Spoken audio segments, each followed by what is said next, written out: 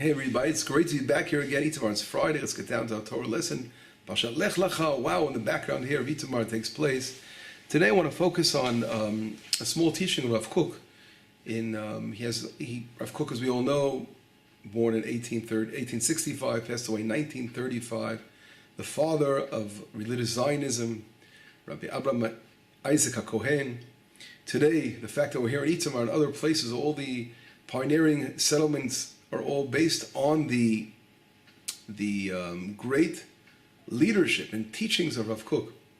And I think there's nothing, we're talking about Abraham, so let's talk about, again, a modern Abraham, and who literally is following in the footsteps of our forefathers and is our backbone of what's going on today. We have to really try to read and understand the works of Rav Kook in order to know what's happening and to follow the path, because so many of his writings are so prophetic.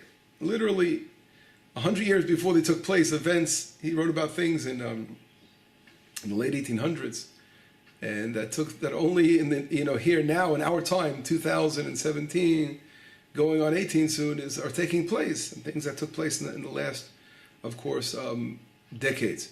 It's absolutely amazing. And Rav Kook writes in a book called Orot.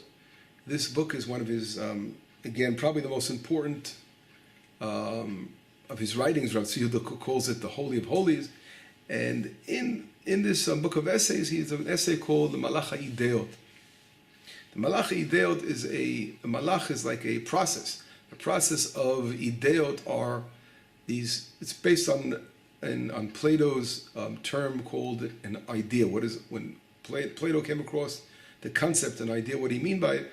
That there's a spiritual concept that exists outside the physical world, and everything is really based on those.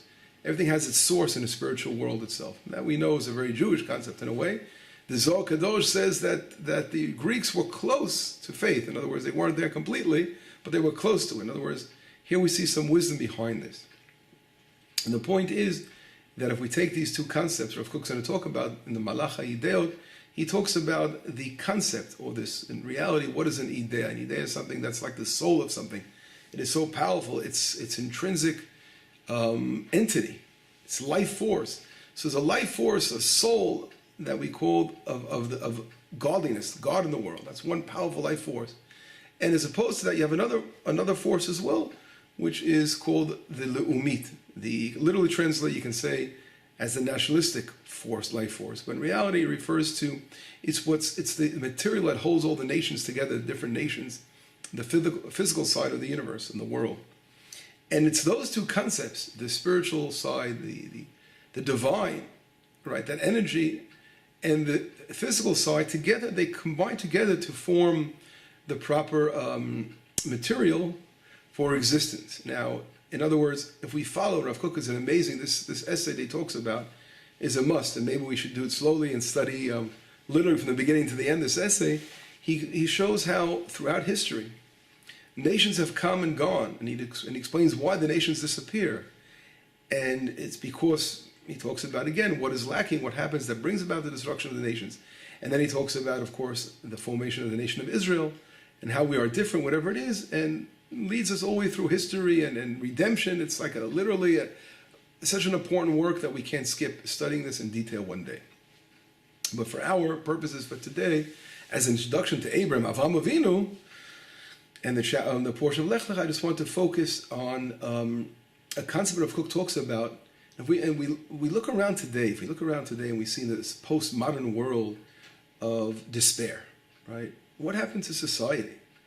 And for example, take a look at America. In America today, you have the conservative, much more religious, much more spiritual side, you can say, the more connected. Then you have the liberal, the other party, the Republican versus the Democratic Party. In the United States, where people are much more secular, the secular world. The United States is divided today between the secular and, of course, the religious world, which is more the conservative represented in the Republican world. Take the same example in what's going on in Europe today. Europe is becoming very radicalized. On one hand, for example, France is literally disappearing. I mean, look at the numbers of people born compared. They have more old people than young people. In other words, literally, the French are disappearing, and the Islamic world is taking over in France. What happened to that whole the whole French tradition and their culture, what they base their heritage upon? Or go to other countries, in England as well. Europe is falling apart at the seams. The secular world, the world is really in a struggle between the secular and the religious in the world, and of course Israel is always in between this whole thing. What's happening over here? Rav Kook says, in reality, that the glue that keeps together any society. Now, we're not talking about, of course, we're talking about mankind. We're not talking about Israel at this point. And he says the glue is of course, the spiritual side. In other words, if a nation doesn't have any spiritual values to hold on to, it doesn't believe in God, it becomes godless, doesn't believe in God, then eventually it will be destroyed. It'll be self-destruct. It will fall apart. And it's exactly what happened. Communism, Rav Kook writes about communism who totally eliminated the concept of God. They said they don't believe in God, atheists. A society built on atheism cannot survive. And that was destroyed. On the other hand, if you look at even the Christian world, look at the Christian world today. 2,000 years, Christianity is holding, it's been holding out. Now things are falling apart. But for 2,000 years, the Christian world has been holding on because of the fact that they have a belief in God and they're spiritual. So that's holding out. Until now, modern times, of course, we see the modern world is now is divided, as we said before, and there's a war going on between the modern world and those who still believe in God, and on the other hand, those who don't believe. And this comes from the fact that Rav Kook describes what's going to cause this. The modern world believes that it could survive without religious elements. In other words, when they look, and they're looking, what is the claim of the modern world? The claim of the modern world is that a lot of these religious beliefs are superstitious, and they believe in all kinds of things that are already proven wrong. Religion has brought mankind, they claim, backwards in time instead of forwards in time. We see this whole movement, of course, of science trying to show that the world can exist completely without, we don't need God, don't let him bother us. I heard one crazy atheist, happens to be Jewish, but he doesn't, obviously doesn't relate to any kind of religion. And he's a physicist, and he spoke about how even if there is a God, we don't need him in the world. In other words, this whole movement of looking at the material world, and that's really all they have. And eventually, Rav Kook wrote about this again 100 years ago, how someone who bases their lives on materialism, eventually, what's going to happen? They're going to completely fall apart and collapse. In other words, this exactly is what is taking place today. The struggle again in Israel. Here we are now. How are we different in Israel? We're Jews, right? We have same thing. We have a lot of secular people in the land of Israel, but Israel is different, and I'll explain why in a moment. Because Israel proved that our spiritual entity of the connection with God as part of our life force as a nation of Israel is indestructible. Because when we were out there in Europe and the world tried to destroy us, in every scenario, we've survived all. We survived, again, despite all logic would say the otherwise. People try to kill us and wipe us out, but we always had our what's the word? Our idea elokit, the divine energy, the divine soul within us, to always really guide us through history. And again, that's why we're indestructible. And even today in Israel, when there is a secular world, there's a lot of, in the postmodern world, what's going on in society is terrible in a lot of ways. But the religious side is very powerful. And we see so much coming back to faith, because knowing that in reality what's keeping us alive as the nation of Israel has always been our spiritual side. But we cannot give up on the other side as well, on the physical. In other words, the beauty of Judaism and Torah is that there's I call it the ladder of Jacob. It's that we have to combine the spiritual world together with the physical world. Nations who have only relied on one or the other have been destroyed, but Israel combines both worlds. This really is the message that eventually will breathe life into the entire world and bring salvation for the entire world. Because right now the world is in chaos, as we spoke about before, and the world is literally destroying itself. And it's just going to get worse until it gets better. But all this destruction going on is only because the secular world is taking on God out of their lives, and the spiritual world has its issues because, again, it's not coming in the right direction through the spirituality, and it's not attractive for the young generation. They're doing something wrong spiritually, that the concept, they have the right direction, knowing that there's something has to be spiritual there, but they're not doing the right thing spiritually to hold on to the physical side. And Rav Kook explains also how in the nations of the world, because their physical world really began in a different way. It began with the people of Israel. He talks about how the nations, they sort of form countries by first gathering together, in one common land. Then eventually they develop culture and they adopt themselves religions, etc. So they began the building of their society through first building the physical side of it, the materialistic side of it, and then they adopted certain principles. Take the United States, for example, when they came, the Mayflower coming to America, running away from England, and whatever it was, coming to America, the founding fathers of America were very spiritual people. They had a strong doctrine they adopted after coming there. Here's Israel. Coming to America, they adopted themselves important principles of democracy and of spirituality. It was very important for them. But that came as a result of first coming to a land, and then this was added on as a doctrine. And that's how all countries have done it as well. The first getting together, even ancient Rome, that's how it was done in Rome. And that's no exception to all. The only exception, of course, is Israel. Israel was different. Why? Because we were formed as a nation only at Sinai. When we received Torah on Sinai, the nation of Israel was formed like as one instant. It didn't develop in a slow process of slowly people coming together, building a country, etc. Israel as a people are boom, like a creation, just like God created the world with a big bang, boom, in one moment, creation took place. The same thing, God created the people of Israel with a big bang, boom. Sinai, Israel was created as a nation. This concept makes Israel different. And therefore, as I mentioned before, because Israel is indestructible, Israel, but is the key for the entire world, for the success of the entire world, and to lift the entire world out of this stage of terrible, terrible anguish and despair where it's in throughout humanity. And now that the world is suffering really with the splintering and the violence and all these terrible things going on in the world, Israel has to come along to really rescue the world and get it out of this terrible suffering which is going on. And that really is going to eventually take place and happen. As Israel develops itself and realizes its energy that it has and its important purpose it has in the world. And exactly, I'd like to bring down here in our portion how this all connects to our portion. Abraham, if we read what chapter is it? Let me find it over here. We talk about chapter 14, verse number 23. Let's use that one for now. There are different verses we can talk about this concept. But Abraham, have to go into battle against the 4 kings and the 5 kings there, trying to rescue his nephew.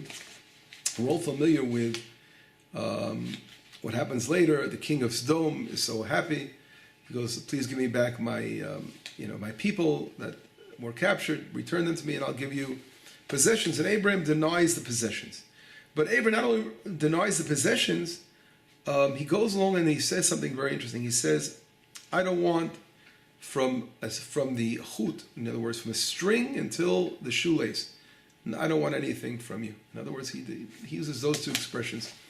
And the Midrashim around that area are talking about what is the symbolism of those 2 things that Abraham claims he doesn't want. Why does he talk about the string and the shoelace? What do those 2 things refer to?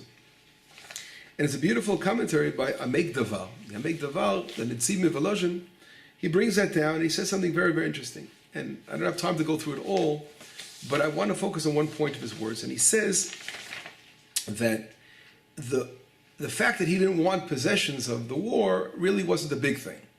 Why? Because in reality, things that were gained through war, you could look at it in a way, it could perhaps be looked at as stolen property, although it was achieved by war, by battle. But there's a whole Talmudic discourse. It's not considered stolen, is considered stolen. What's the law? I'm not going to get there now. The Talmud in Chulin, for example, explains that it really wasn't considered, God forbid that they took property of others because it was rightfully theirs in battle. But there's a whole thing on it. So the So the Ameg Devar says that wasn't the praise of Abraham that he refused to take that. He was such a righteous person. Of course, he's not going to want something that was under question of whether it was a good thing to do or not. But what was Abraham's real point here? The point was there were two things. Number one, what was represented within the soch of the Nile, the shoelace, what was represented first in the thread. And he says those refer to two things. What did Abraham do? Abraham there's a beautiful midrash, I'll try to read the words over here, talks about in the Midrash Rabbah that Abraham, I want to read that quote quickly. Here we go. So I'll read these few words of his. He says like this. He says, let's just read the beginning of it. He says like this. Bar Kapara Omer, a rabbi called Bar Kapara says, Kazeshu macheret hakera, והוא על פי דאית עוד שם, פרק י"ט, עיקר שכינה איתה בתחתונים. I'll translate what he's trying to say now. Abraham, what's the whole purpose over here of Abraham wanting a thread? A thread comes from, of course, to sew something. You use thread to sew something, right? So the Midrash says that Abraham, he sewed something up. What was he sewing up? He says that after the sin of the first man, what happened is that the divine presence left the world and went up in the heavens. The Shekhinah left. And then he goes, but Abraham came about and he began to bring back the divine presence to the world. And what did he do? In other words, the purpose of creation was that we can connect the heavens and the earth. And when after the sin causes the divine presence to go away from the earth. In other words, when Abraham came about, right, there was a kera, there was a rip, something was torn. And the divine presence was torn away from the land. And it was Abraham that to come around and sew and bring that connection, connecting the heavens and the earth. And that was really one of the praises. When Abraham came and said, he mentioned that he referred to he doesn't want anything, he doesn't want the string or the shoelace. So in other words, he was saying he doesn't want reward for healing humanity. In other words, for trying to sew back what was ripped in humanity. But he wanted to do this because this was the right thing to do. And the other one is the foot, the shoelace refers to the fact that he used his shoes to run. What do you use your shoes for? Running, right? In battle. He went to battle to save again. When he saved his nephew, he saved the other nations as well. In other words, he went to battle for the sake of others. And the Midrash talks about when during the time of Abraham, there was such a beautiful blessing for the entire world. And there's a couple examples brought down in the Midrash. I'll read a couple of them quickly. The Midrash talks about, I want to be able to just quote them. So I don't want, again, if I can find the Midrash here.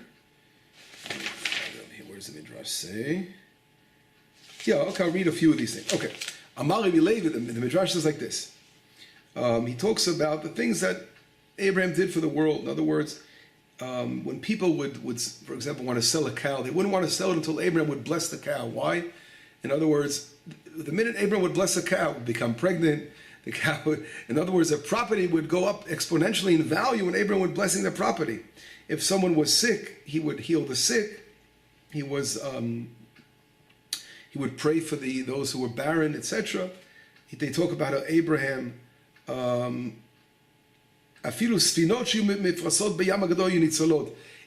boats that were going out to sea were saved in the merit of Abraham. In other words, the blessing that Abraham gave to humanity was amazing. So in reality, the blessing we see of Abraham, it was something that was intrinsic in his nature. He understood very well his purpose.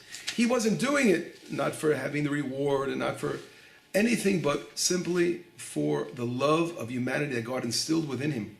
That he wanted to be the one, the chayat, as we say in Hebrew, the person who could mend and sew the rip in the divine presence. He had to bring that together for the sake of the world. And this is really the great message what Rav Kook is saying when he's talking about that the world is going through a stage. We spoke about the terrible things, the rips within the United States now, and the Republicans and the Democrats. And that's one reflection of what's going on in all of the Western society. And the 2,000 years where, again, that they had some basis of religion holding them together. That's falling apart now. And now what is needed is to really connect and to understand that without spirituality, the world cannot exist. And this, the world will only be able to eventually get from the people of Israel. In other words, I don't know how long it's going to take. But eventually, the nations of the world are going to realize through Abraham, just like this Abraham, Avraham Avinu, we wrote about, he's the one who has to sew the garment together. He has to rectify this. And that, of course, brings us to last week's portion. We spoke about Noah.